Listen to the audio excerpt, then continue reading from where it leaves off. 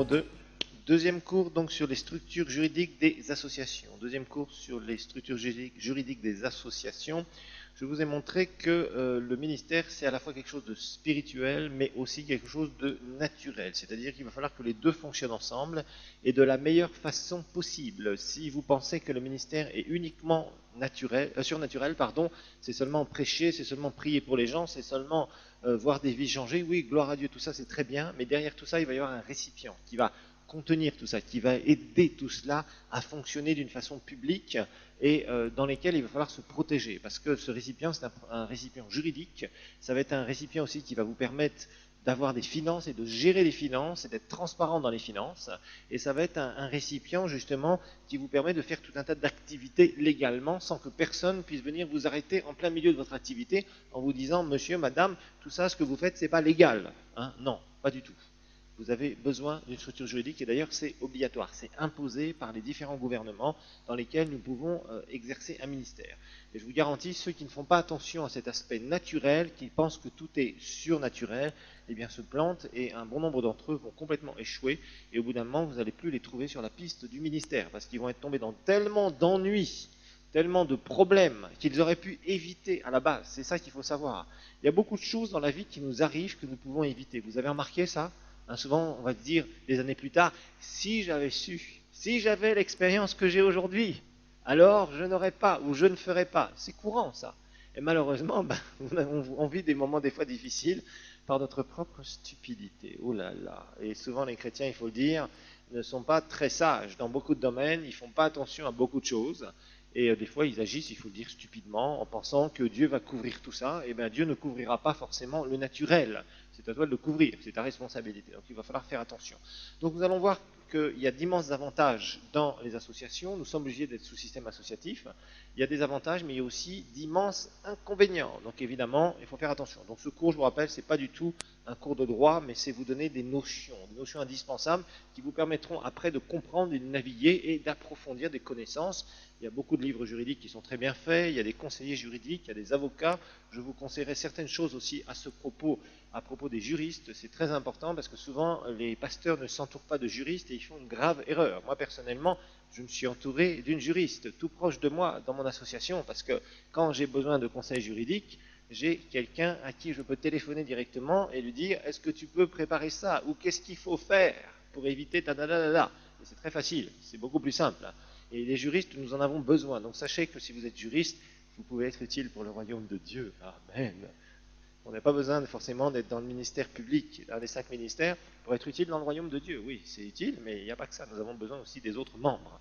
Et ensemble, si chaque membre est à sa place, le corps bien coordonné peut réaliser une pleine vision que le Seigneur nous donne. C'est ça qui est important à comprendre. Et c'est de plus en plus vers ça qu'on va converger. C'est-à-dire que je vous montre que le royaume de Dieu est une théocratie, mais ce n'est pas une dictature non plus. Il va falloir que le leader sache mettre suffisamment, implanter, investir suffisamment dans les gens envers qui il exerce son ministère pour que ces personnes comprennent que ce sont des gens utiles, qui ne sont pas là par hasard et qui peuvent faire des choses très intéressantes pour aider à ce que la vision aille beaucoup plus haut. Et c'est ça l'art du leadership que nous étudierons un peu plus tard. Mais là, nous en sommes dans le juridique, donc c'est le seul cours sans verset biblique, je vous le rappelle. Alors, nous avions vu l'introduction, d'accord, il y a des choses qu'il faut bien comprendre, il faut bien se prémunir. Tout spiritualiser, ce n'est pas la meilleure des choses, il faut apprendre à se protéger. Et pour se protéger dans la structure juridique, il y a des choses simples à faire, mais il faut les connaître. Et quand on ne les connaît pas, eh bien on ouvre des portes et boum, parfois on se retrouve par terre. Et eh bien on est parfois blessé, ou il y a des problèmes relationnels graves, ou des incompréhensions. Moi je pensais que tu pensais, que tu pensais, que nous pensions, que je pensais. Et puis finalement, eh bien, les gens se retrouvent avec des querelles qui n'auraient jamais dû exister, parce que finalement il y avait des incompréhensions dès le départ. Donc le tout c'est de savoir où on met les pieds. Et malheureusement, quand on a reçu une vision du Seigneur, qu'on n'est pas forcément bien formé dans le domaine juridique, on fonce, et des fois on va droit dans le mur, et boum, on se cogne la tête. Et parfois on se casse le crâne. On se retrouve par terre, on se retrouve blessé. Donc il faut faire attention, il faut savoir se sécuriser. Donc nous avons vu la définition d'une association sans but lucratif. Je vous rappelle que c'est la structure quasiment imposée par tous les gouvernements du monde entier. Et je vous ai montré que c'est un groupe de personnes, au moins deux, qui ont un intérêt commun permanent et qui mettent ensemble des connaissances, qui mettent ensemble aussi bien sûr des ressources, des activités, etc. etc. Et ils veulent réaliser quoi? Ils veulent réaliser un but particulier, d'accord? Ça c'est leur objectif, mais à caractère non lucratif.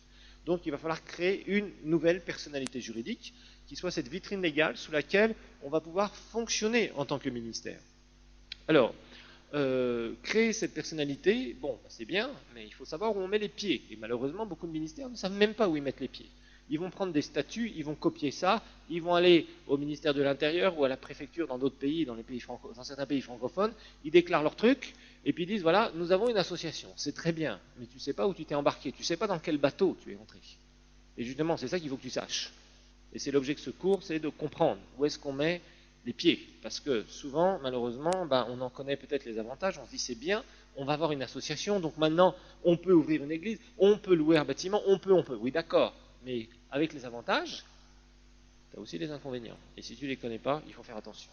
Alors, je vous ai montré 3 lois importantes. Le spirituel doit dominer le juridique, c'est-à-dire que c'est d'abord les choses qu'on reçoit d'en haut, hein, qui doivent primer, non pas des décisions humaines dans l'association. Ce n'est pas l'association qui doit donner le ton à la vision, du tout, mais c'est la vision qui doit donner le ton à l'association. C'est-à-dire qu'on reçoit les choses du Seigneur et à ce moment-là, on les implémente dans l'association. Et l'association ne doit pas contrecarrer cela. Le juridique doit servir le mieux possible le spirituel. Ça veut dire qu'il ne doit pas y avoir de frein. Vous ne devez pas avoir des gens qui, dans votre structure juridique, sont là pour vous freiner, font du lobbying, sont là en train de voter toujours. Non, je suis contre, moi je suis contre, moi je suis contre. Si le pasteur a des gens qui sont contre lui dans l'association, c'est dramatique. C'est très mauvais. Parce que ces gens-là peuvent préparer un coup d'État. Et ça existe, je vous le dis. Et c'est très facile, c'est démocratique. Très simple. Un peu de lobbying, on prend la majorité à l'Assemblée générale et on dit non, non, non, on veut que le représentant légal ou le président soit changé. Et si c'est le pasteur, le visionnaire qui est président ou représentant légal, s'il se fait chasser, il y a quelqu'un d'autre à sa place, vous avez 2 têtes. Vous avez une tête juridique et une tête spirituelle. Et c'est ce qui se passe. Bah oui. Et c'est là où il y a le contrôle de l'un vis-à-vis de l'autre. Et ça, c'est très mauvais, c'est très dangereux. Donc, il va falloir sécuriser ça. C'est très simple à sécuriser, mais il faut savoir quoi faire. Alors ensuite, on a vu que le juridique doit suivre le spirituel. Donc, si le pasteur décide quelque chose dans la vision, directement, le juridique doit se plier, doit se soumettre. Ça ne doit pas être fait avec 50 000 comités de commission, de comités de commission. Maintenant, je vous apprendrai aussi comment sécuriser les gens, que les gens se sentent en sécurité. Parce qu'il y a des gens, vous savez, quand vous prenez trop de décisions par vous-même, et que si vous êtes enfermé et que vous ne voulez jamais communiquer avec les autres en tant que leader, là c'est très mauvais. En fait, vous êtes en train de vous enfermer sur vous-même et d'ouvrir la suspicion. Et ça c'est très mauvais. Il ne faut pas faire ça. Par contre, il ne faut pas être coincé par tout un tas de commissions, de comités, de groupes de gens à qui vous devez rendre des comptes sur le moindre franc qui est dépensé. Parce que si vous faites ça, vous êtes foutu. S'il faut décider en comité quelle est la couleur du tapis que vous allez mettre dans le bureau du pasteur ou dans la réception, eh bien, franchement, c'est dommage. Si vous en êtes là, vous avez besoin de faire des comités et des votes pour ça, vous êtes foutu. Vous allez passer toute votre vie à faire des comités et des commissions et vous n'allez jamais pouvoir exercer correctement votre ministère. Donc il faut que les choses se décident rapidement. Par contre, il ne faut pas qu'elles se décident n'importe comment. Donc il va falloir tout sécuriser. Alors les avantages du système associatif, on a vu des fiscalisations et des activités, mais des activités génératrices de revenus qui seulement ramènent des sous, et ces sous ne sont pas distribués. C'est pas ça l'association, ça c'est une société. L'association, c'est on remet tous les sous pour réaliser les objectifs. Donc ça ne va pas dans la poche des gens qui sont membres de l'association. D'accord ? Alors, il y a beaucoup de pays où on ne paye pas d'impôts, mais il y en a où on paye des impôts. Donc on commence à brider de plus en plus l'association, c'est-à-dire on l'empêche d'aller jusqu'à un certain niveau, où on commence à lui dire non, non, maintenant vous avez trop d'argent, il faut nous en donner, nous sommes l'État, nous avons besoin de cet argent. Vous voyez, très souvent c'est ce qui se passe. Ok. Alors, les failles du système associatif, eh bien évidemment, c'est le côté démocratique. Et le côté démocratique, s'il est très mal géré, c'est une catastrophe. Une catastrophe, parce que finalement, nous découvrirons que l'organe le plus puissant d'une association, c'est l'Assemblée générale. C'est-à-dire quand tous les membres de l'association sont réunis. Alors évidemment, vous allez me dire tous les membres, qu'est-ce que ça veut dire? C'est les membres de l'Église ou c'est les membres? On va voir justement. On va expliquer un certain nombre de choses. Et je vous montrerai que la plupart des grosses églises ont une petite association. C'est-à-dire où il y a peu de membres dans l'association, parce qu'on ne peut pas faire des assemblées générales avec 1000 personnes. C'est pas possible. Ou 10 000 personnes pour des immenses églises. C'est pas gérable. Il y a des gens qui sortent, qui rentrent. C'est ingérable ce genre de choses. Donc, il va falloir comprendre comment ça fonctionne et comment faire attention. Alors, nous avons regardé une chose, c'est que un des objectifs de ce cours, c'est de vous amener à prendre conscience que la structure juridique étant indispensable, il va falloir la canaliser correctement. Ça veut dire qu'on va y mettre des garde-fous. On va voir qu'il y a des choses très communes, obligatoires. C'est-à-dire, tous les gouvernements vous donneront des statuts, ce qu'on appelle des statuts types. C'est comme ça qu'ils appellent. C'est-à-dire, on vous donne des modèles de statuts. C'est comme si vous montez une société, on ne va pas réinventer la roue. Il y a déjà des gens qui ont travaillé sur des statuts types.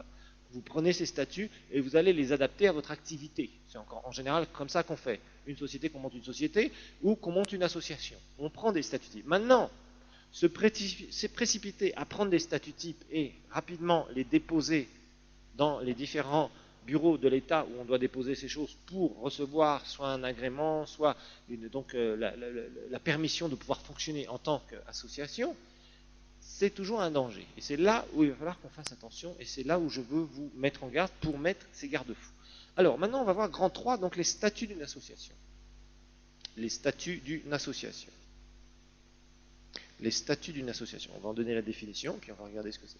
Donc, on va voir ce qu'il y a dedans, et on va étudier les statuts types d'une association. Grand A, définition. Donc, grand 3, les statuts d'une association. Grand A, définition. Notez que les statuts d'une association représentent son acte constitutif. Les statuts d'une association représentent son acte constitutif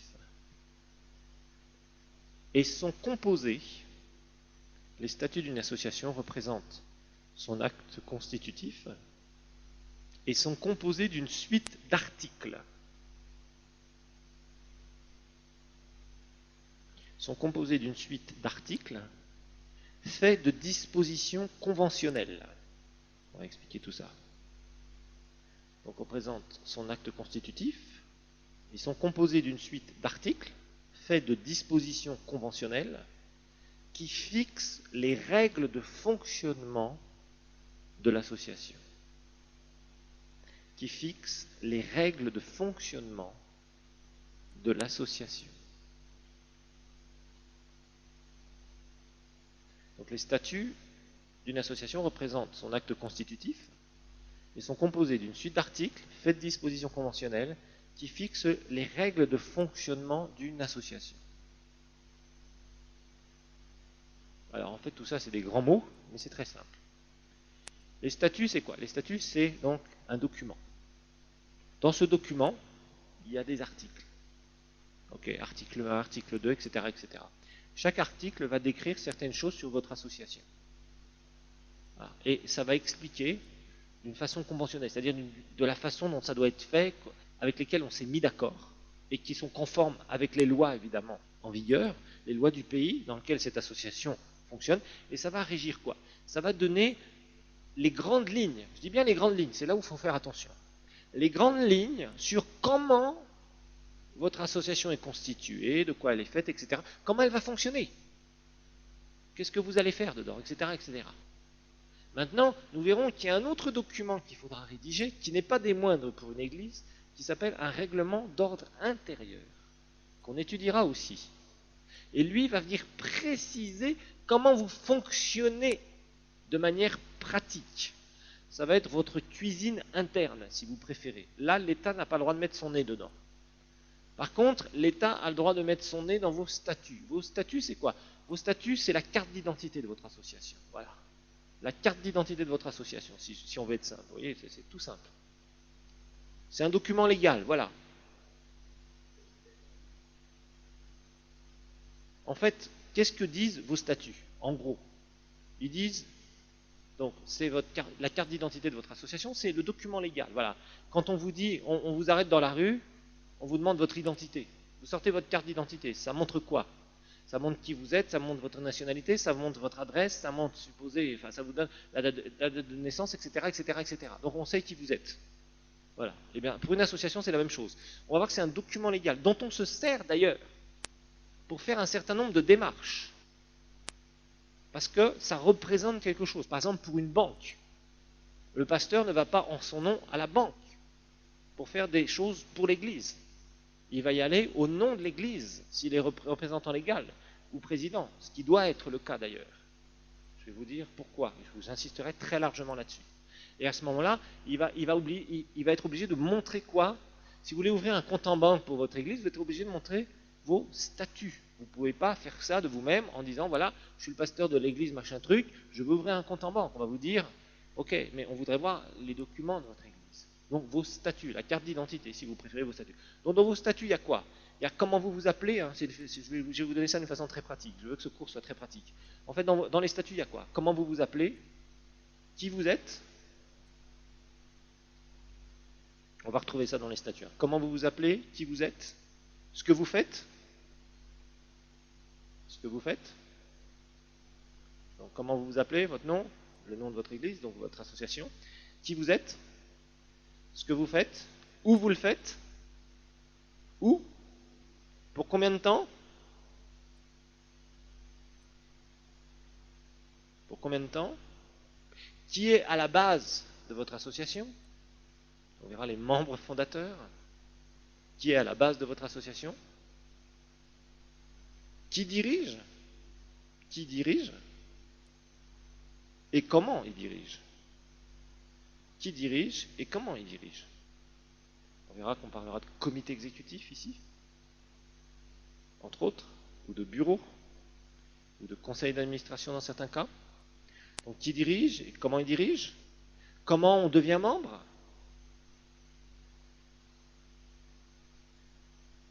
Comment on devient membre? Comment on est radié, c'est-à-dire chassé ou rayé de la liste des membres? Comment on devient membre? Comment on sort donc de l'association? Comment on entre? Comment on sort?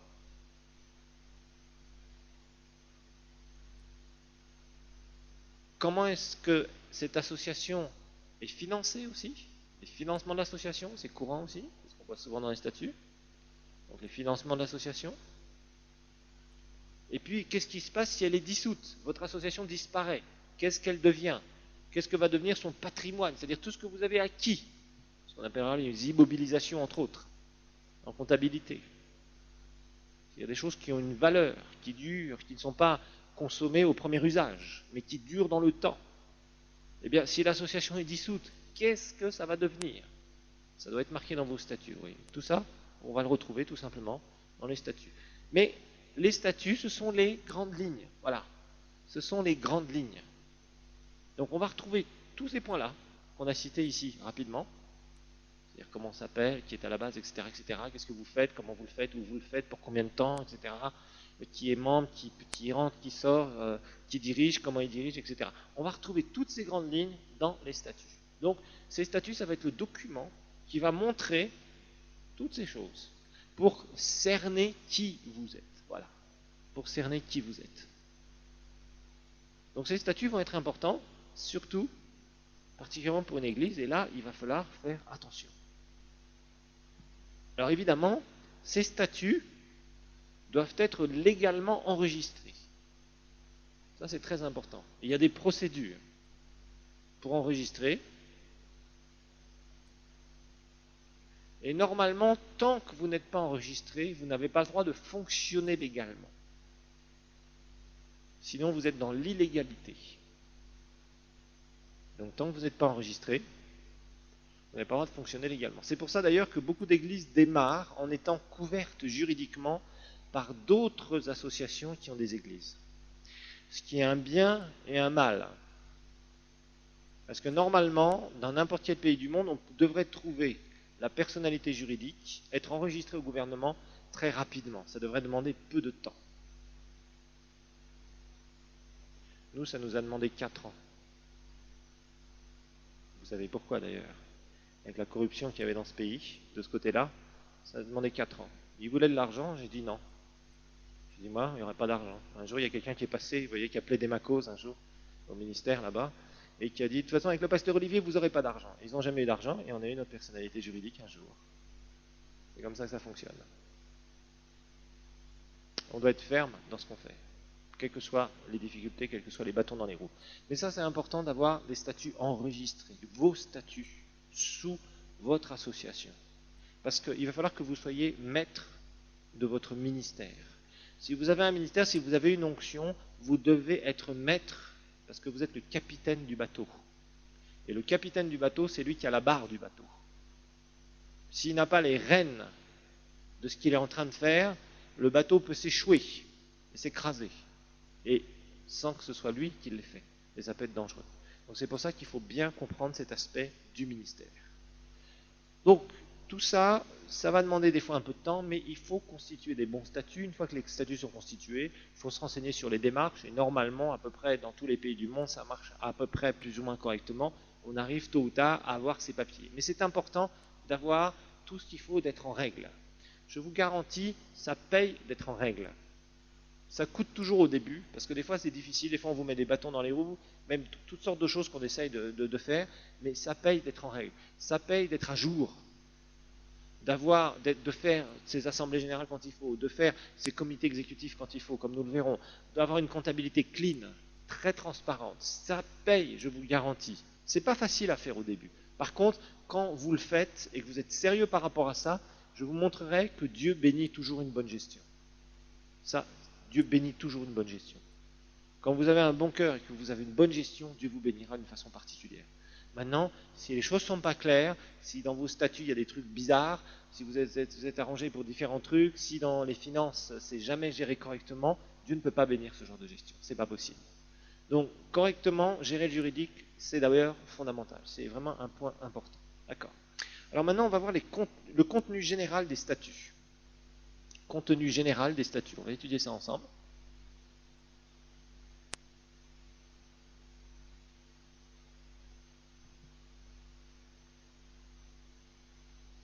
Le contenu général des statuts.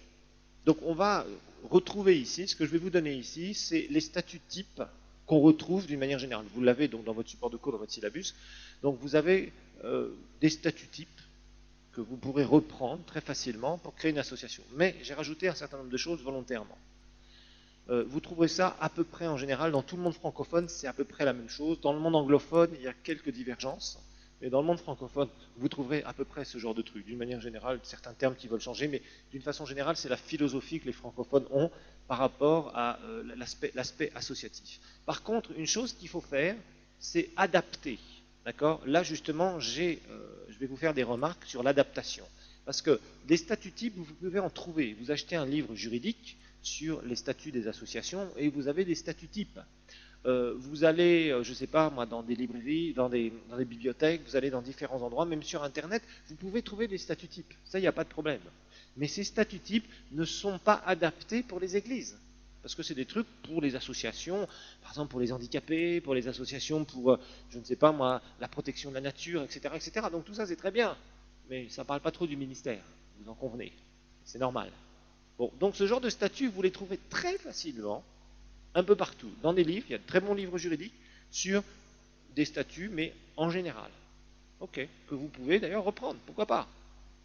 Mais ce n'est pas du tout adapté au ministère. Moi, ce qui m'intéresse, c'est de faire un cours orienté vers le ministère, pour que vous puissiez justement comprendre comment ça fonctionne, et surtout éviter certains pièges, éviter certaines erreurs classiques que je vois faire, que moi-même d'ailleurs j'ai faites, sur des statuts, sur le juridique, parce qu'on a tendance à ne pas faire attention à cela. Ce qui nous intéresse, c'est de pouvoir exercer le ministère ouvertement. Oui, d'accord.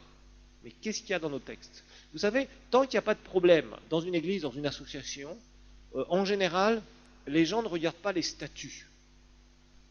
Bon, c'est le jour où il y a un problème. La première chose qu'on vous demandera, on vous demandera qu'est-ce qu'il y a écrit dans vos statuts. Et vous savez que la plupart des pasteurs ne savent même pas ce qu'il y a dans leurs statuts. C'est clair? Ben oui, parce qu'on n'y fait pas forcément attention au départ. L'important pour nous, c'est d'acquérir quoi? De pouvoir être agréé par le gouvernement, de pouvoir être enregistré légalement. Donc ce qui veut dire d'avoir le droit de fonctionner légalement. Et on se dit, bon, on n'a qu'à mettre les trucs classiques pour pas que... Parce qu'il faut savoir une chose, c'est que vos statuts, quand vous les amenez dans les différents bureaux, ils regardent si ces statuts, le gouvernement regarde toujours, tous les gouvernements regardent si c'est conforme à la loi. Donc ils font ce qu'on appelle une toilette juridique, c'est-à-dire qu'ils vous diront s'ils peuvent rejeter votre dossier légalement en disant non, ça vous n'avez pas le droit de le faire puisque le code des associations dit que ça vous n'avez pas le droit. Donc ce que vous faites souvent, c'est que vous prenez des choses qui vont passer partout. C'est bien, mais ça peut porter un inconvénient gigantesque. Et c'est là où on se fait souvent avoir, il faut le dire. Et puis de toute façon, rappelez-vous, quand on démarre dans le ministère, on est dans l'euphorie du démarrage, on est dans le ciel. Oui, mais rapidement, les choses de la terre vont revenir à la surface. Et c'est pour ça qu'il faut faire attention. Et malheureusement, on n'y fait pas attention. Et c'est des années plus tard que ce que vous avez mis dans vos statuts, il va falloir que ce soit solide, parce que ça sera éprouvé. Tout sera éprouvé. Il faut que vous sachiez que dans le ministère, tout est éprouvé, c'est clair. Donc, souvent la précipitation. Qu'est-ce que souvent un pasteur va faire? Il va voir un autre ami pasteur, il va lui dire, tu sais, je vais démarrer une église, est-ce que tu peux pas me donner tes statuts? C'est souvent ce qu'on fait. Pourquoi? Parce qu'il y a déjà tout dedans. On ne va pas réinventer la roue, comme je le disais. Oui, d'accord. Mais peut-être que ce pasteur-là n'est pas encore passé par certaines difficultés juridiques. Donc vous prenez ça.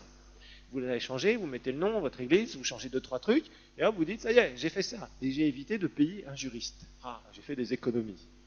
Oui, tu as fait des économies aujourd'hui, mais plus tard, tu ne feras pas des économies, je te garantis.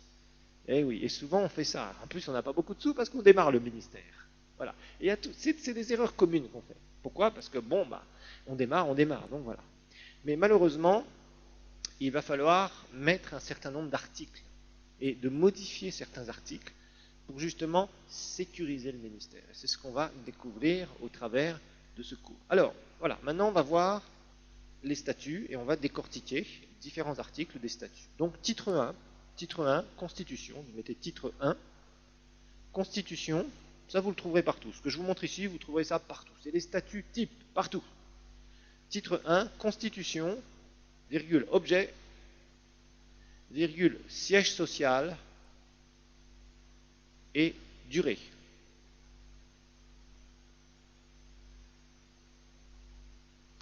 Constitution, objet, siège social et durée.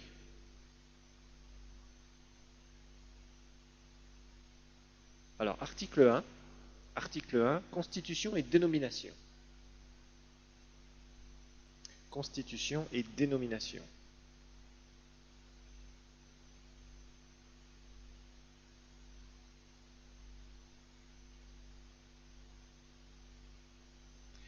Alors, il y a des formules classiques, juridiques, tout à fait adaptées. Je vais vous les nommer. Ce n'est pas la peine de les écrire, mais vous retrouverez ça dans votre support de cours. Bon, tout à fait typique. Il est fondé entre les adhérents au présent statut, une association sans but lucratif, régie par la loi, et vous mettez la loi du X, tel mois, de telle année, etc., etc. Les juristes aiment trop tout ça. Ayant pour titre. Alors, ayant pour titre. Là, vous allez mettre le nom. Le nom de soit votre église, soit votre ministère. Alors là aussi, s'il vous plaît, si vous créez quelque chose, soyez simple. Il y a des gens qui ont le ministère des 3 anges et du combat spirituel de l'évangile de Jésus-Christ de son premier retour. Ah, vous voyez ce que je veux dire, quoi. Des noms bizarres ou des noms à rallonge. Alors souvent, ils mettent une abréviation, ils mettent juste les premières lettres et ça fait déjà un grand mot comme ça. D'accord? Donc évitez ce genre de trucs. Soyez simple. Rappelez-vous, vous avez besoin d'un nom simple, que tout le monde puisse reconnaître facilement. Et aussi une chose qui est certaine, c'est que vous allez déposer ces statuts. Dans vos statuts, il n'y a pas besoin de versets bibliques. Ah, c'est du pur juridique. Il n'y a pas besoin de citer la Bible à tous les coins de vos articles. Il y a juste besoin d'une structure juridique. Parce que le gars qui va vous corriger, entre guillemets, qui va regarder celui qui est supposé être donc l'employé du gouvernement, qui doit normalement faire son travail correctement, il va juste regarder si c'est conforme à la loi. C'est tout ce qui m'intéresse. Ce qui ne l'intéresse pas, c'est si vous avez marqué Jean 3,16.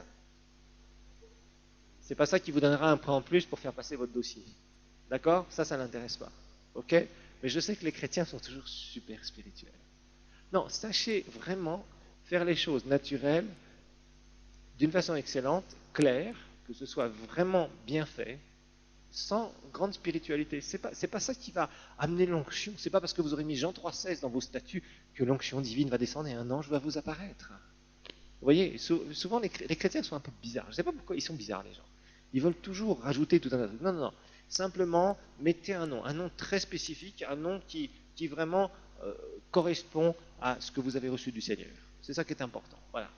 Vous avez reçu quelque chose de spécifique du Seigneur, Dieu vous a donné une vision particulière, et là vous dites, voilà, on va l'appeler comme ça, etc., etc. Bon, des fois Dieu donne des noms, c'est clair. Des fois, c'est plus les hommes qui fabriquent les noms, mais bon. Chacun sera jugé selon ce qu'il a mis sur le nom de son ministère. Voilà, donc vous l'appelez du nom de votre église si vous avez une église, etc. Si c'est un ministère qui va couvrir plusieurs activités, peut-être que c'est plus intelligent de ne pas mettre le nom d'une église directement, parce que les gens directement vous diront, bah, vous avez que des églises. Par exemple, si vous nommez votre association église, je ne sais pas moi, église Emmanuel par exemple, eh bien, si vous l'appelez comme ça veut dire clairement que vous êtes une association qui couvre des églises. C'est tout. Ça veut dire que si vous voulez faire autre chose, soit il faut le mettre dans vos statuts, ou ça ne reflètera pas facilement vos autres activités. On pensera toujours obligatoirement, ah, ils ont l'église. D'accord, oui, mais peut-être que vous faites autre chose à côté. Vous faites peut-être du média. Vous êtes peut-être je dirais, une maison d'édition de livres chrétiens. Vous avez peut-être un institut biblique. Vous avez peut-être une radio. Vous voyez ce que je veux dire. Donc, c'est pour ça que dans le nom, faites quand même attention à ce que vous mettez. D'accord? Alors, l'objet. Article 2, l'objet. L'objet. Alors là, faites aussi très attention. L'objet. Et là, il faut donner un descriptif de vos activités dans les grandes lignes.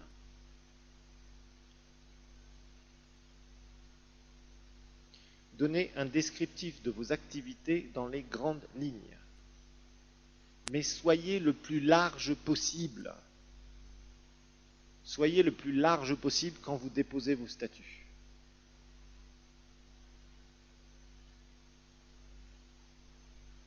Je vais vous dire pourquoi dans une minute. Donc, vous allez donner un descriptif de vos activités. Je vous donnerai un exemple. Et soyez large. Si vous êtes trop limité, par exemple, vous dites cette association a pour objet la création d'églises Emmanuel. On va prendre les églises Emmanuel, d'accord? Et puis c'est tout, vous mettez rien d'autre. Si par exemple vous démarrez un institut biblique, c'est pas dans vos statuts. Et normalement, on peut commencer à vous poser des problèmes. Si par exemple vous faites un concert, on peut vous dire, mais attendez, un concert, mais est-ce que dans vos statuts vous avez le droit de faire ce genre de choses? On peut. Si on veut vous chercher des histoires, on peut vous chercher des histoires. Alors vous allez dire, ah oui, mais mince, on a oublié de mettre ça dans nos statuts. Alors vos statuts sont déjà enregistrés au gouvernement. Donc vous allez être obligé de passer par une procédure qui s'appelle l'amendement des statuts. Ça veut dire qu'il va falloir que vous passiez par des procédures légales qu'on va d'ailleurs décrire dans ce cours. Je vais vous montrer comment ça fonctionne. Je vous expliquerai comment organiser une assemblée générale, parce que certains d'entre vous, on vous a mis représentant légal d'une association et vous ne savez même pas organiser une assemblée générale. Et vous savez à peine ce que c'est qu'une assemblée générale réellement, pour être honnête. Et bon, ça s'apprend ces choses. Donc autant apprendre à le faire. C'est un des objectifs de ce cours aussi, c'est de vous donner des choses très pratiques pour vous dire un petit peu comment faut dérouler, je dirais, faire dérouler donc une assemblée générale, savoir réunir des gens, comment le faire, quelles sont les procédures légales, qu'est-ce qui passe d'une manière générale et les erreurs à éviter. Parce qu'on va voir que s'il y a des choses qui sont décidées en assemblée générale et que la convocation n'a pas été faite correctement, eh bien c'est contestable. Ça veut dire que quelqu'un de votre association peut dire non, non, non, non, non, ça n'a pas été fait légalement. Il peut vous contester devant un tribunal. Et en tant que représentant légal, vous pouvez avoir des problèmes. Vous pouvez avoir de sérieux problèmes. Donc faites attention, il va falloir respecter un certain nombre de règles, d'accord? Donc le mieux ici, c'est d'être assez large, parce que si vous êtes trop étriqué, trop étroit, si vous commencez à voir que, bon, je sais pas, votre église grossit bien, tout marche très bien, puis vous avez envie de faire d'autres activités, par exemple créer un club de sport, je dirais en tant qu'activité chrétienne, je ne sais pas, faire une université chrétienne ou quoi que ce soit, et que ce n'est pas dans vos statuts, vous allez être obligé de les amender. Ça veut dire que vous allez être obligé de changer cet article-là par les procédures légales, il y a tout un tas de trucs à faire, etc. Repasser ça devant un notaire ou devant je dirais un représentant de l'ordre, et à ce moment-là, il va falloir déposer ça encore au gouvernement et faire une lettre de notification comme quoi vous avez changé, vous avez amendé vos statuts. Donc, le mieux, c'est d'être assez large. Alors, par exemple, je vous ai mis un exemple dans le support de cours, dans le syllabus. Ce ministère a pour but la création d'églises dénommées, d'avoir un institut biblique X, de diffuser l'évangile par tout moyen médiatique, internet, radio, télévision, croisade d'évangélisation, d'organiser toute manifestation qui jugera utile afin de propager la parole de Dieu. Là, vous pouvez juste mettre un petit mot, la parole de Dieu, parce que ça c'est important quand même qu'on vous reconnaisse comme une association à but, entre guillemets, ce que les païens voient, religieuse. Parce que vous avez un statut particulier en général. En tout cas, on vous reconnaît dans certaines choses. Alors maintenant, écoutez bien ce que je vais vous dire. Ici, dans cet article, mettez toujours quelque chose qui manque quasiment partout. Mettez le nom. Ça, c'est très important. Ça vous sécurisera. Mettez le nom du visionnaire fondateur. Mettez le nom du visionnaire fondateur.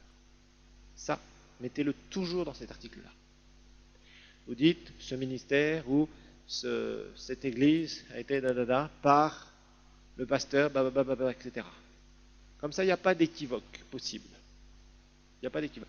Les Américains ont détourné ce problème-là. Parce que là, c'est le problème de l'association. Si vous ne mettez pas ça dans un des articles, et particulièrement celui-ci, vous allez vous retrouver avec la chose suivante. Vous allez créer une entité juridique dans laquelle votre ministère, au travers de l'onction que Dieu vous a donnée, la vision que Dieu vous a donnée, va évoluer. Le problème, rappelez-vous, c'est que l'association est démocratique. Vous pouvez foncer, vous pouvez commencer à faire des choses extraordinaires pour le Seigneur, vous attaquez le royaume des ténèbres. Et là, vous risquez quelque chose de très mauvais. Ça veut dire que l'ennemi va essayer de toucher quelque chose où il y a un point faible. Et ça peut être un point faible si votre nom n'est pas mentionné dans les statuts. Donc les Américains, eux, ils font la chose suivante. Ils mettent leur nom dans le nom du ministère. Benny Hinn Ministries. Qui peut voler Benny Hinn Ministries? Personne, parce qu'il y a déjà le nom dedans. Voilà comment les Américains ont fait. Mais dans le monde francophone, ça passe pas très bien, ce genre de choses. Et quelques personnes essayent de le faire, mais ça passe plus ou moins bien. Donc le mieux, c'est de mettre votre nom, si vous êtes celui qui a reçu l'onction, ou celle qui a reçu l'onction, et la vision, mettez-le directement dans vos statuts. Et faites-le au départ. Parce qu'au départ, les gens qui sont là pour vous aider sont bien intentionnés, ou ils paraissent bien intentionnés. Et peut-être qu'après, certains d'entre eux pourront changer. Une fois que votre nom est mis là, déjà, vous êtes sécurisé quelque part. C'est très important ce que je vous dis ici, parce qu'il y a souvent des problèmes au bout d'un certain nombre d'années, et on commence à dire, c'est souvent les gens qui vous ont secondé pendant un certain temps, qui pensent qu'ils ont droit à devenir le deuxième pasteur, ou même le premier pasteur, ou le ceci ou le cela. Et alors, ils vous font des histoires. C'est triste à dire, mais on le voit souvent. Parce que les gens, comme je vous le dis, pensent la chose suivante, et ne faites jamais cette erreur de dire que vous commencez un ministère avec X personnes. Non, ils viennent vous rejoindre dans la vision que vous les appelez, et vous leur dites, si vous voulez, voilà, j'ai un appel du Seigneur, si vous voulez m'aider, si vous voulez travailler sous mon leadership, vous êtes les bienvenus. Mais on ne travaille pas avec moi. Soyez clairs. Je vous assure, bien des problèmes sont évités quand on est clair au départ. Mais souvent, quand on reçoit un appel de Dieu, enfin quand on reçoit une onction de Dieu et qu'on est en flamme pour le Seigneur, bon, on a envie d'inviter tous les gens autour de nous et dire, voilà, le Seigneur m'a parlé. Et tous les gens disent, ah, c'est formidable, je savais, gloire à Dieu. Oui, on est ensemble, d'accord. On est ensemble aujourd'hui, oui. Mais demain, on sera peut-être l'un contre l'autre. Et malheureusement, les problèmes sont là. Si vous avez des textes pour vous sécuriser, je vous assure, ça vous aidera au moment où les gens commenceront peut-être à secouer un peu en disant « je veux une part du gâteau ». Il y a des gens qui viennent là pour des ambitions. Je ne peux pas vous dire le nombre de gens qui viennent pour des ambitions personnelles. C'est triste à dire. C'est triste à dire, mais il y en a beaucoup. C'est dommage, c'est dommage. Parce qu'on est là pour servir le Seigneur. On n'est pas là pour se créer notre propre, je dirais, tour. On n'est pas là pour se créer notre propre empire. On est là pour servir le Seigneur. Mais il est important que les gens qui entourent un ministère connaissent bien leur rôle. Parce qu'il y a trop de problèmes avec je dirais, cette rébellion vis-à-vis de l'autorité spirituelle. Et ça crée beaucoup de problèmes. Quand on est quand on suit un ministère, on doit comprendre qu'on doit être soumis et c'est volontaire. Sinon, ça ne peut pas aller. On ne peut pas être X à vouloir prendre des décisions et le pasteur ne doit pas se sentir en danger. Vous savez qu'il y a des pasteurs qui marchent à reculons, entre guillemets, quand ils vont dans les assemblées générales de leurs associations. Parce qu'ils disent, comment ça va encore se passer? C'est triste, non? Mais je vous assure, ça se passe souvent, ça. Ça se passe souvent. Je vous ai raconté les histoires des conseils d'anciens, où le pasteur est un ancien parmi les autres. C'est les églises des brethren, les églises de frères. Ils sont là. Vous avez une fois par semaine ou une fois tous les mois un conseil d'anciens. Et le pasteur est un parmi les anciens. Croyez-moi que le pasteur, quand il va dans ce genre de truc, il y va en tremblant. Parce qu'il peut se faire mettre à la porte. On peut le contester ouvertement dans ce conseil à propos du sermon qu'il a donné le dimanche d'avant. C'est incroyable ce genre de truc. C'est ingérable. C'est absolument ingérable.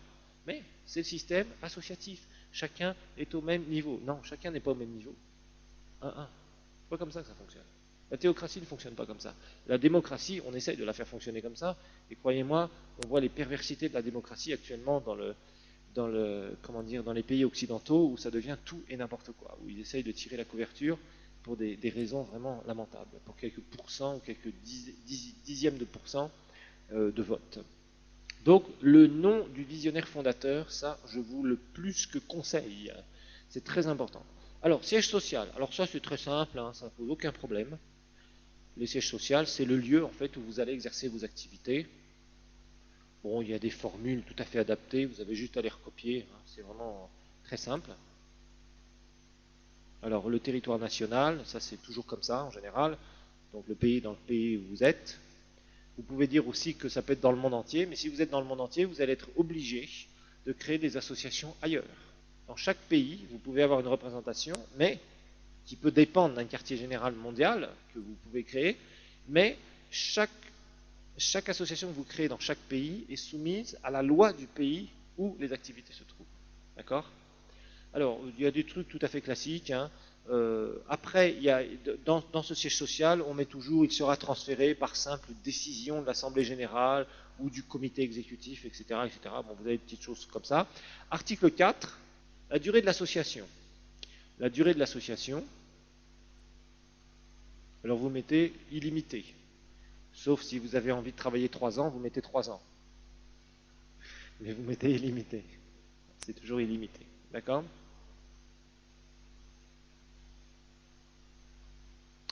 Alors, titre 2 maintenant. Le titre 2, composition et affiliation.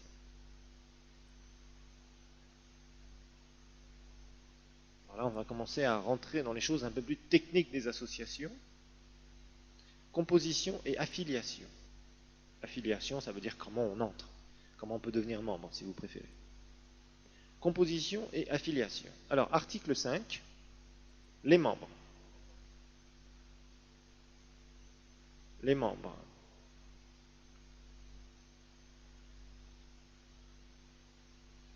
Alors, typiquement, on va mettre l'association se compose de membres, des membres actifs.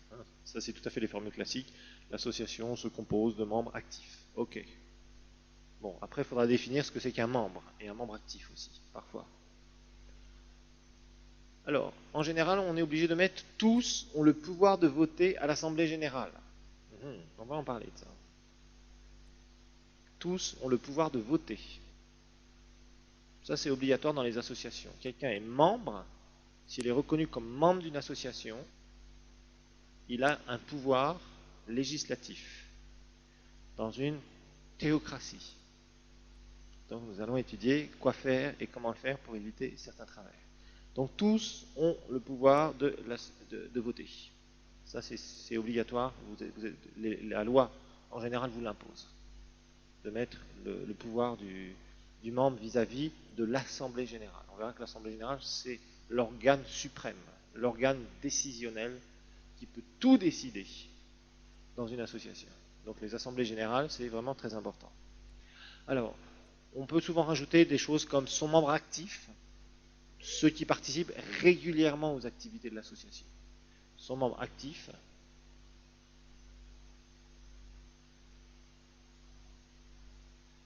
ceux qui participent régulièrement aux activités de l'association. Alors là, vous pouvez rajouter des précisions sur ce que vous voulez. Les membres doivent être présents, etc. Enfin, vous pouvez rajouter certaines choses. Mais les statuts, je vous dis, c'est les grandes lignes. Par contre, il y aura des précisions à donner dans votre règlement d'ordre intérieur, justement. Parce qu'on va voir que l'aspect des membres, c'est quelque chose que le président ou le représentant légal doit savoir gérer correctement. S'il ne sait pas gérer ces choses-là, il risque d'avoir de sérieux problèmes. Il y a des fois des associations qui ne sont pas à jour pendant 3 ans, 4 ans, 5 ans, et d'un seul coup, elles ont un problème juridique. Et quand on est devant les tribunaux, ou quand on a des comptes à demander, ou que quelqu'un vient faire une inspection dans notre association, ça peut être catastrophique, parce qu'on n'est pas à jour. Et toutes les lois de tous les pays nous imposent tous les ans à avoir une liste de membres à jour. C'est-à-dire les gens qui sont devenus membres pendant l'année et les gens qui ont été radiés pour différentes raisons. On verra qu'il y a des gens qui démissionnent, il y a des gens qui ne sont plus actifs et qu'on considère donc qu'on radie nous-mêmes, etc., etc. D'autres qui font des histoires et qu'on radie, c'est-à-dire qu'on raye de la liste. Mais tout ça, ce sont des procédures légales, parce que le membre, c'est ce qui fait vivre l'association. C'est celui qui est à la base de l'association. Une association est constituée de membres, mais ces membres sont là, ils ont un pouvoir législatif, ils ont aussi un pouvoir donc décisionnel sur l'association. Il ne faut pas faire n'importe quoi.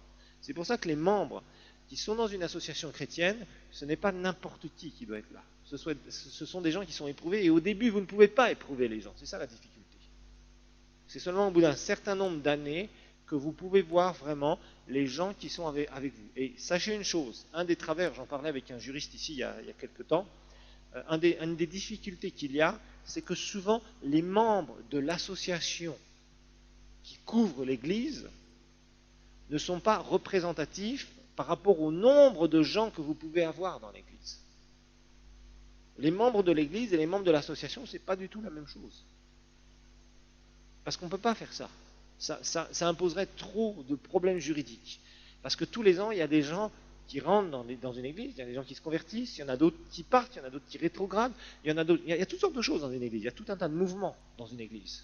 Donc, vous ne pourriez jamais gérer, avec tous les membres de l'église, faire des assemblées générales. C'est impossible à faire. Donc, vous êtes obligé d'avoir un groupe limité de gens que vous connaissez, avec lesquels vous allez vous entourer, et qui vont faire marcher l'association et qui vont permettre à toute l'Église de fonctionner. C'est comme ça qu'on est obligé de faire.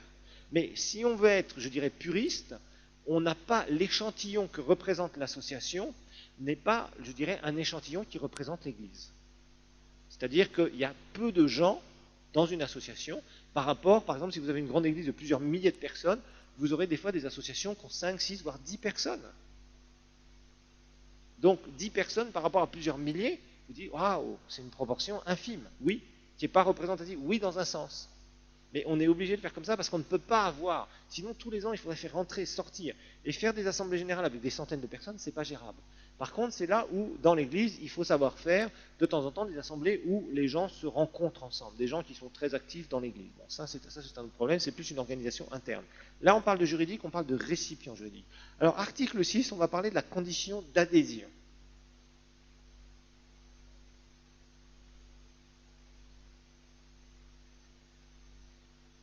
Conditions d'adhésion. Alors souvent, il y a, pour faire partie de l'association, hein, c'est tout à fait typique, pour faire partie de l'association, il faut adhérer au présent statut et faire une demande. Pour faire partie de l'association, il faut adhérer au présent statut et faire une demande, et je rajouterai une demande écrite. C'est mieux, beaucoup mieux. Et faire une demande écrite au représentant de l'association, donc au représentant légal ou au président, ça dépend des pays, ça dépend comment on veut l'appeler, c'est pas tellement le nom qui est important, c'est ce qu'il représente. Donc, pour faire partie de l'association, il faut adhérer au présent statut et faire une demande écrite au représentant de l'association. Alors, ici, c'est quelque chose de très général que vous allez retrouver dans tous les statuts. Et si vous laissez ça comme ça, je vais vous dire une chose. Vous avez porte ouverte à des petits malins qui peuvent introduire tous leurs amis dans votre association. Et au bout d'un moment, créer un groupe, vous allez faire entrer 10, 15, 20 personnes, et d'un seul coup, vous contrebalancez, et vous avez la majorité absolue, c'est pas absolu, mais la majorité des votes, et vous pouvez faire du lobbying et créer du désordre dans l'association. C'est pour ça qu'il va falloir faire très attention à cela. Les gens qui rentrent dans l'association, certes, ici il y a des statuts, mais vous avez quelque chose, et un instrument qui est très important, que je vais vous apprendre à utiliser, qui s'appelle le règlement d'ordre intérieur.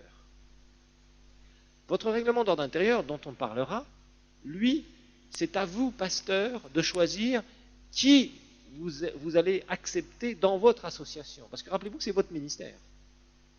C'est vous qui avez reçu le mandat divin pour le ministère. Donc, il ne faut pas qu'il y ait une possibilité dans votre association que n'importe qui amène ses amis, les uns après les autres, et au bout d'un moment, vous vous apercevez qu'il y a plein de têtes nouvelles, on vous a fait des lettres, bon, vous n'avez rien qui met, il n'y a aucun garde-fou, les gens rentrent, et puis on en accueille 3 là, puis 5 là, puis 2 autres ici, et puis au bout d'une année, on s'aperçoit d'une chose, une année ou deux, on s'aperçoit d'une chose, c'est qu'il y a plein de gens qui sont amis d'une personne de l'association. Et cette personne, qu'est-ce qu'elle veut? Elle veut vous faire un coup d'État. très simple. Elle peut faire un coup d'État tout à fait légal. Tout à fait légal. Je vous montrerai comment convoquer une assemblée générale extraordinaire. Et vous devez mettre ça dans vos statuts. Donc il y a plein de failles terribles qui peuvent mettre une association par terre. C'est pour ça d'ailleurs que vous avez remarqué que dans les associations, il y a beaucoup de désordre. Vous avez remarqué ça? Dans toutes les associations, il y a du désordre pratiquement. Si vous n'avez pas quelqu'un qui est capable de comprendre un peu ce qui se passe au niveau juridique. Mais la plupart des associations, il y a des histoires. C'est quelqu'un qui commence, qui a un bon cœur, là, il commence, puis d'un seul coup, quand il commence à y avoir des finances, là vous avez les loups qui commencent à sortir leur bouche, là. On veut de l'argent. Et ils commencent à faire tous les coups possibles et imaginables. C'est pas sécurisé, pouf, vous tombez. Et ça se passe aussi malheureusement dans les églises. Donc, le pasteur doit faire attention. Il ne peut pas se permettre d'avoir un article général sans qu'il y ait une précision que lui-même veut pour brider les entrées des nouveaux membres.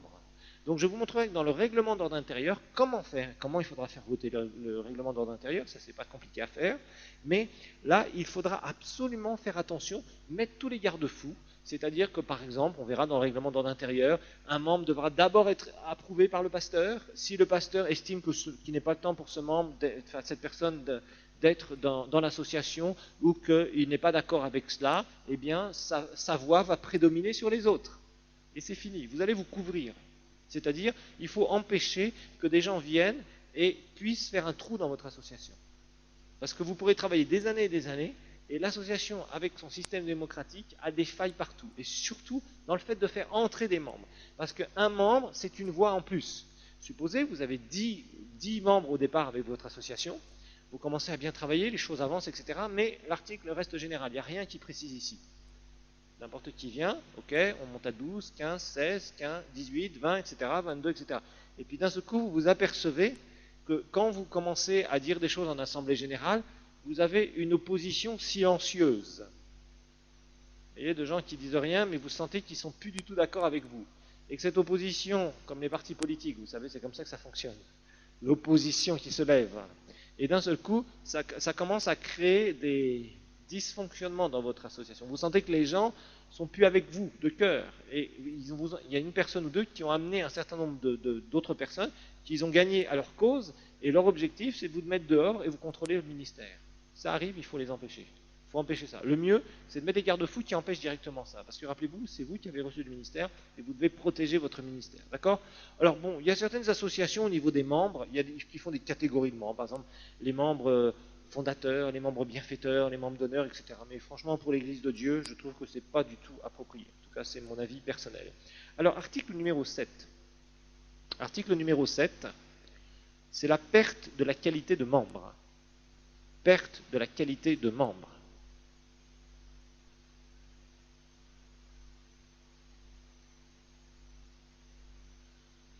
Alors, souvent, vous aurez quelque chose de très générique, qu'il faut garder d'ailleurs ici. La qualité de membre se perd. La qualité de membre se perd par démission. La qualité de membre se perd par démission. Vous mettez entre parenthèses tacite ou non. On va expliquer ce que c'est. La qualité de membre se perd par démission, tacite ou non, par décès ou par radiation pour motif grave.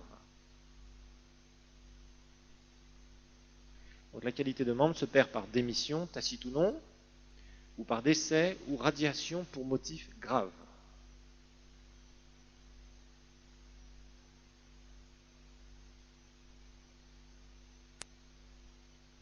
Alors rappelez-vous, un membre, c'est une voix. Tous les membres constituent l'Assemblée générale. Cette Assemblée générale va voter ce qu'on appelle un comité exécutif, un conseil d'administration qui va administrer l'association. L'Assemblée générale va regarder les comptes et devra approuver les comptes. On verra que ça s'appelle un quitus. Très simple. Vous allez voir, c'est des choses qui sont simples mais qu'il faut connaître. Elle va aussi voter des budgets. Elle va suivre les budgets. Donc pour tout cela, il vous faut des gens qui soient très stables et qui soient avec vous. Dans le sens où qui comprennent ce que vous êtes en train de faire et qui n'ont pas peur aussi. Des gens de foi. Parce que des fois, les gens ont peur quand vous prenez des décisions. Ils disent, waouh, le pasteur, qu'est-ce qu'il a aujourd'hui? Waouh! Et parce que vous prenez certaines décisions, parce que vous sentez que vous devez marcher dans la foi. Et des fois, ça fait peur, surtout les trésoriers ou trésorières. Des fois, ils disent, waouh, on a dépensé tout ça, pasteur. Ah oui, on a dépensé tout ça, mais on a investi. Et les gens voient les fruits après, parce que vous êtes là, vous savez ce que vous faites, parce que vous dirigez, et le Seigneur vous montre ce qu'il faut faire. Donc évidemment, il y a des gens qui sont membres, qui rentrent en tant que membres, donc ça, on verra comment, avec le règlement d'ordre intérieur, bien contrôler les entrées, mais il y a aussi des gens qui sortent, parce que c'est la vie d'une association. Dans une association, il y a toujours des gens qui rentrent et qui sortent. C'est toujours comme ça que ça fonctionne. Ok? Alors, maintenant, des gens qui sortent, qui sont radiés de la liste, parce que tous les ans, je vous le dis, vous devez tenir à jour une liste des membres. C'est très important, parce que c'est ces gens-là qui sont convoqués en Assemblée Générale, qui prennent des décisions et qui, juridiquement, ces décisions sont valides, c'est-à-dire incontestables. Ça veut dire que n'importe qui peut venir en disant non, non, moi je ne suis pas d'accord avec ça. Si cette personne n'est pas membre, ou si elle est membre, mais que la décision a été prise à la majorité, la personne n'a rien à dire. Elle ne peut pas venir contre vous en vous disant moi je vais mettre le pasteur au tribunal, moi je vais faire ceci contre l'association, je vais porter plainte, etc. Ça sera irrecevable. Pourquoi? Parce que vous avez un cadre légal, un cadre sécurisé. Et ça c'est très important. Si vous ne faites pas attention à ça, vous risquez d'avoir des histoires. Et ça commence toujours par les membres et l'actualisation de la liste des membres.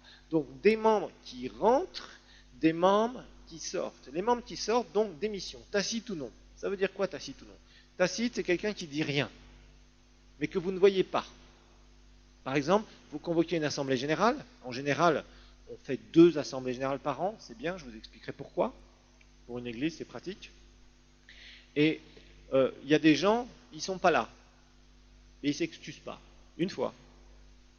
Après, ils ne viennent plus à l'assemblée suivante.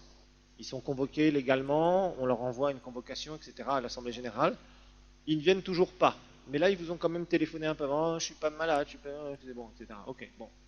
Et puis ils continuent à ne pas venir. Si au bout d'un moment vous constatez qu'une personne n'est plus présente, peut-être qu'elle commence à moins fréquenter l'église ou à ne plus fréquenter l'église. Vous êtes pasteur, vous allez la conseiller.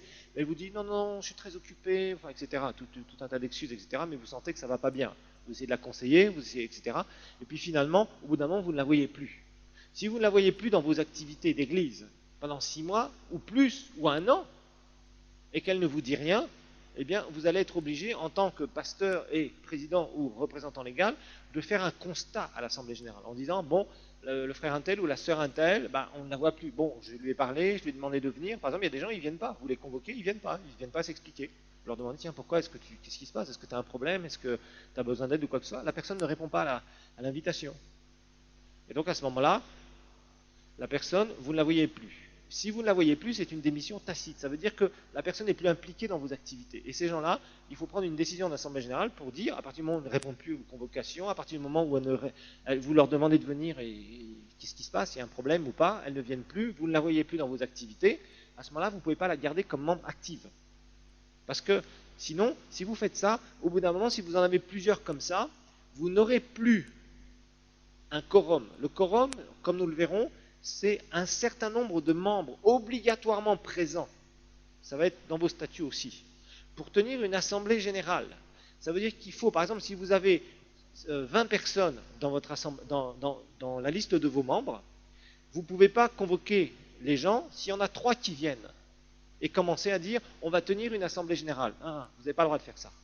Il vous faut un certain nombre de gens, c'est-à-dire une certaine proportion, qui est d'ailleurs dans les statuts, pour que vous puissiez tenir une assemblée générale légalement. Sinon, vous ne pouvez pas la tenir légalement. Ça s'appellera le quorum. Mais s'il y a des gens qui sont absents régulièrement et qu'il y a un nombre trop important qui commence à grignoter sur le nombre de membres, si jamais vous avez 1 ou 2 absents qui étaient là d'habitude, des fois vous n'avez même pas, vous ne pourrez même plus tenir vos assemblées générales. Donc votre association ne pourra plus avancer correctement. Vous êtes obligé de refaire des convocations, etc., etc.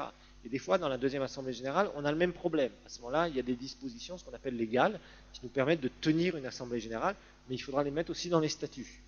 Vous voyez, tout ça, ça fonctionne avec des règles juridiques. On ne peut pas faire n'importe quoi. On ne peut pas décider n'importe quoi. S'il y a des problèmes un jour, il faut être capable de se défendre. Et le pasteur doit faire attention, parce que c'est son ministère, là, qu'il met en jeu. S'il fait de graves erreurs juridiques, il en aura des conséquences. Et parfois, il peut être même condamné par des tribunaux. Ça c'est vu, parce qu'il y a eu de la négligence. C'est pas forcément parce qu'il a péché ou qu'il a fait une erreur, je veux dire, une gaffe sérieuse, c'est parce que des fois, il y a de la négligence. Et des fois, vous pouvez vous retrouver devant des tribunaux par négligence, parce que vous avez fait une faute juridique grave. Et ça peut être un inspecteur des impôts qui vient, ça peut être quelqu'un du gouvernement qui vous dit non, vous n'avez pas donné vos listes à jour, etc., etc., vous êtes donc dans l'illégalité, etc., etc., etc., et parfois, vous pouvez avoir des problèmes très sérieux, vous voyez, jusqu'à ce que, des fois, on peut même faire fermer votre association. Je sais qu'ici, tout se négocie, mais des fois, ça ne devrait pas se négocier. Alors, la qualité donc de membre, c'est par tacite ou non. Alors non, ça veut dire quoi? Ça veut dire quelqu'un qui va manifester son désir de ne plus être membre. À ce moment-là, il envoie une lettre. Il écrit au représentant légal, Monsieur le représentant légal, je suis dans le regret de vous annoncer que je démissionne de ma qualité de membre de votre association, etc., etc., etc. Et puis, il explique brièvement les raisons.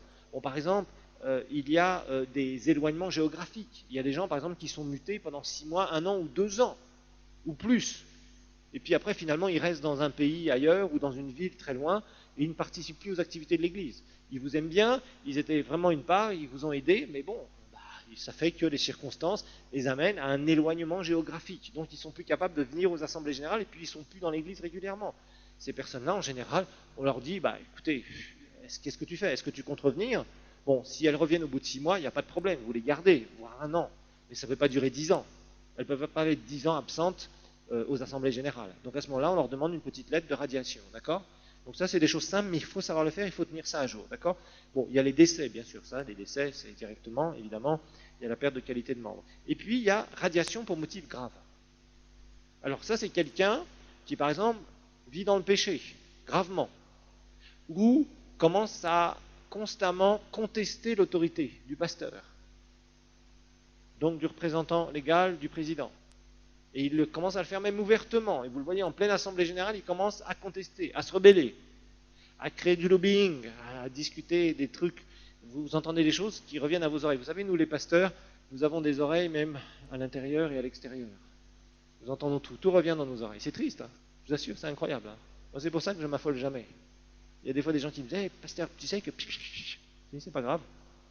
J'attends, et si ça revient encore dans mes oreilles, je me dis tiens, il y a quelque chose quelque part. Puis c'est tout. Parce que de toute façon, ça revient obligatoirement dans nos oreilles, obligatoirement, d'une manière ou d'une autre. Donc là, vous devez évidemment amener des précisions. Dans le règlement d'ordre intérieur, il va falloir que vous ameniez des précisions. Et on verra pourquoi. On verra comment une personne doit être radiée avec le règlement d'ordre intérieur. On expliquera comment, par quoi elle passe, etc., etc., etc. Donc vous mettez des garde-fous, et c'est toujours celui qui va décider, qui aura la primeur, qui aura le poids sur tout au niveau des entrées et des sorties. Il faut que ce soit le représentant légal, le président, donc le pasteur, le visionnaire. Ça, c'est très important. Parce que vous ne pouvez pas vous permettre qu'il y ait des membres qui disent non, non, moi je ne suis pas d'accord qu'on chasse. Le pasteur est d'accord, mais moi je ne suis pas d'accord.